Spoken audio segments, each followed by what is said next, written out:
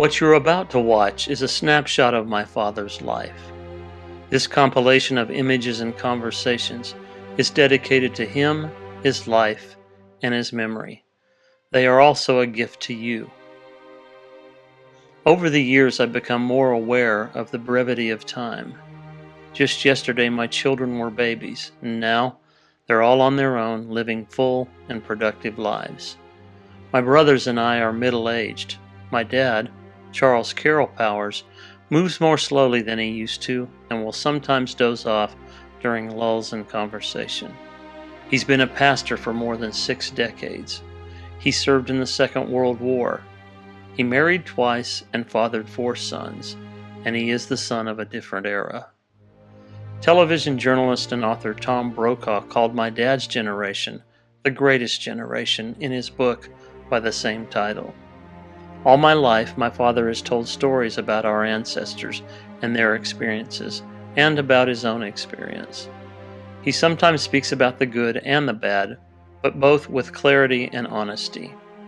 He likes to laugh. He is gentle and kind, and he is a man I respect.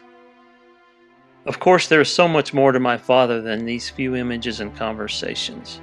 He is a quiet, unassuming man that has lived his life with as much integrity as anyone I have known. He never became financially wealthy. He never aspired to pastor the biggest churches. Instead, he strove to be a servant. He wasn't perfect, and sometimes he didn't seem to connect with my brothers and me on an intimate level. His perception about his connection with us, however, is much different, as you will see. I've always known one thing about my father. He loved me unconditionally.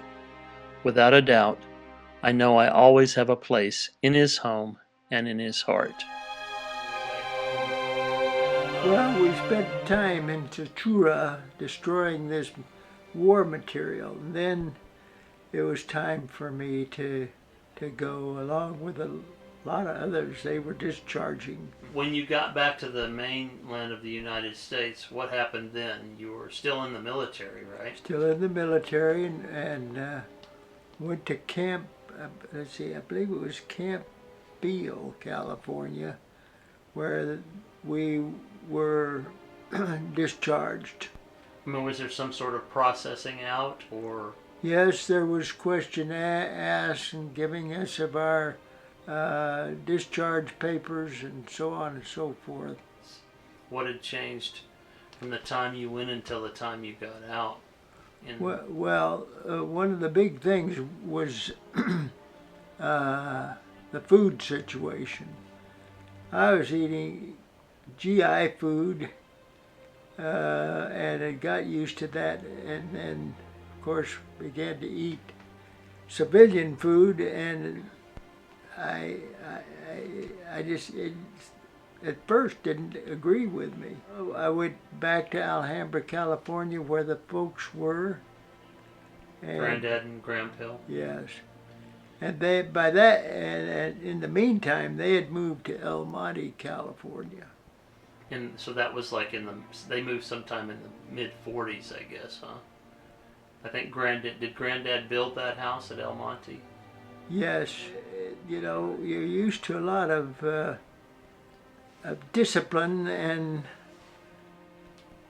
in the service, and so when you come out, well, you're pretty in a relaxed situation. They were interested in me finding out what I really wanted to do with my life and my career. And that's when I thought, well, I'm going to try to be a doctor. And so I went over to University of Southern California, enrolled over there, but it was a big university, 33,000 or more students there, and came to the conclusion that that was too much for me. You transferred to where? Pasadena College. And what is Pasadena College? What is that? Well, it's a 4-year school under the auspices of the Church of the Nazarene. I went to Pasadena College and felt like, well, maybe I might make it. Mm-hmm. And so I was in a biology department. This was in 1947. I prayed and asked the Lord to show me what to do, and I felt eventually that I was called to minister to people. What events happened to create that feeling in you that you were called to preach? Well, in just seeking the will of God in my life, it was just a matter of really settling what I felt like God wanted me to do. Because I was wrestling with a lot of problems at that time as to what I would do and what would be the best.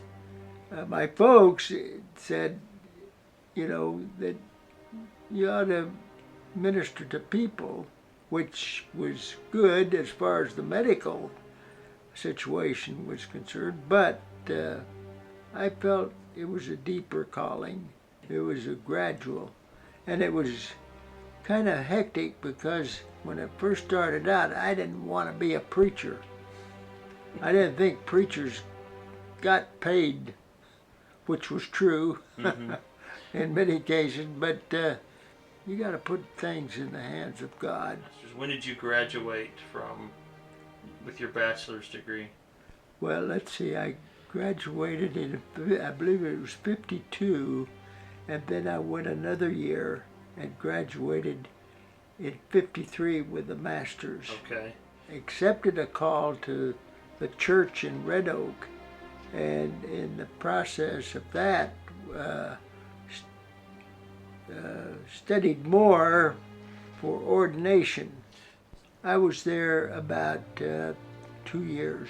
Okay, so that would have been 1952, part of 52 and 53. Okay, so in there somewhere, you met Carol Kearns. Carol and Kearns.